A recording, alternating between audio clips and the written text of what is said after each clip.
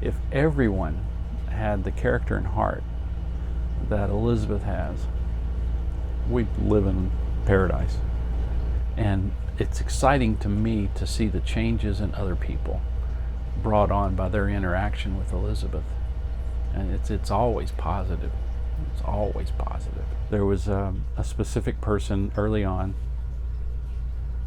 that was a geneticist, and she really, really was stressing termination. Van had a checkup with the doctor in that same office after Elizabeth was born, and we walked into the office, and Van went into the doctor, and Elizabeth and I, as a baby, were sitting there in the waiting room, and the geneticist walked in and saw me, and she sat down beside Elizabeth, and I had both barrels loaded. I was ready to let her have it, you know.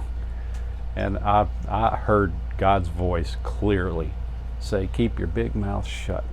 Elizabeth's going to do my talking." And I did, which is rare for me. And she sat there and she interacted and played with Elizabeth, sitting in my lap for probably 30 minutes or more. And we didn't talk about it. She just played with Elizabeth. And then she stopped and she looked up at me and she goes, "You have a keeper?" And I said, "Yes, ma'am, we do."